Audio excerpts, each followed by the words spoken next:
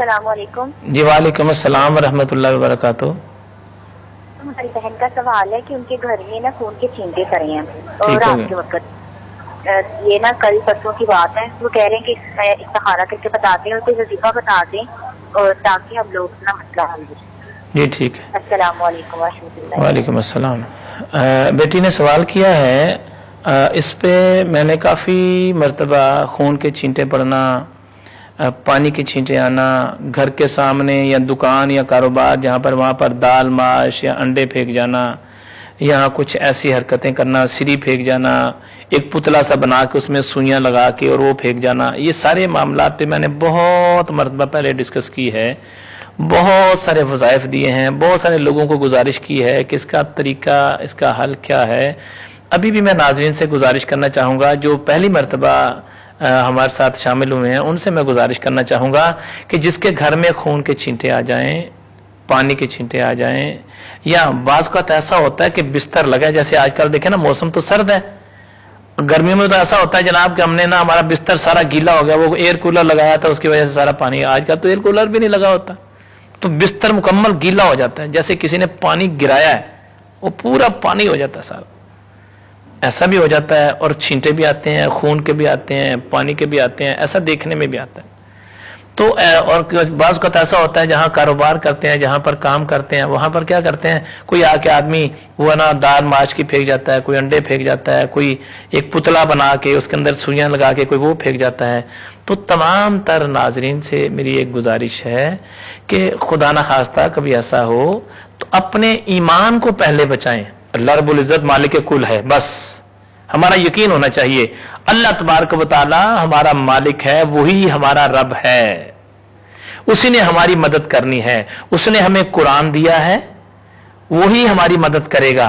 अल्लाह वाले जितने भी हैं ये भी अल्लाह तबारक व तआला के करम से ही बनते हैं। अल्लाह वालों की निगाह भी तुम्हारे ऊपर उसी वक्त होगी जब तुम्हारे दिल के अंदर कुछ ईमान का हिस्सा होगा। तो ईमान की रत्ती होगी तो फिर साहिब बसीरत भी तुम्हारे पे निगाह करता चला जाएगा। तो मुसलमानों के लिए गुजारिश करना चाहूंगा, अगर ऐसा कभी भी मामला हो जाए, जैसे बेटी ने बताया है कि खून के छींटे आते हैं, पानी के छींटे आते हैं, या बात गुजारिश की है क्योंकि बासियत रूहानी तबीब लोग आते हैं पूछने के लिए, तो ऐसी सूरत हाल में क्या करना चाहिए। मैंने तो गुजारिश किया सबसे पहले उस हालत में ईमान बचाना मुश्किल होता है, सबसे पहले ईमान बचाओ, सबसे पहले ईमान बचाओ।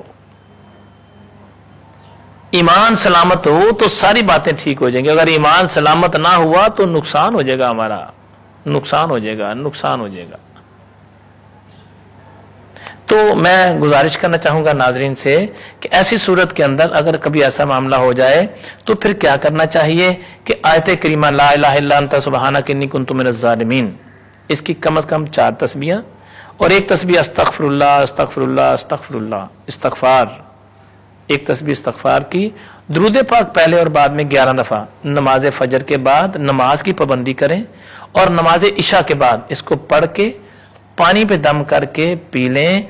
और जहां पर खून के या पानी के छींटे आए हैं, अगर बाथरूम वगैरह नहीं तो उसके बाथरूम के अलावा इसको पानी पे दम करके और इसको वहां पर छिड़क दिया जाए, पानी के छींटे मार दिए जाएं। अल्लाह के फजल करम से, अल्लाह ताला की रहमत से, नबी पाक अलैहिस्सलाम की निगाह करम का सदका इंशाअल्लाह ठीक हो जाएंगे।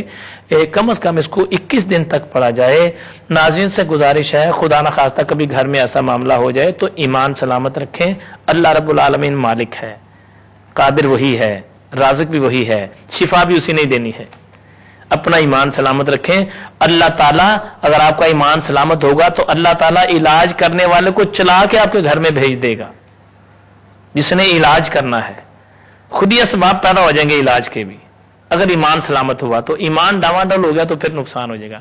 तो ईमान बचाना मकसूद है, असल बात है ईमान बचाना। अल्लाह ताला हमें अमल की तौफीक अता फरमाए।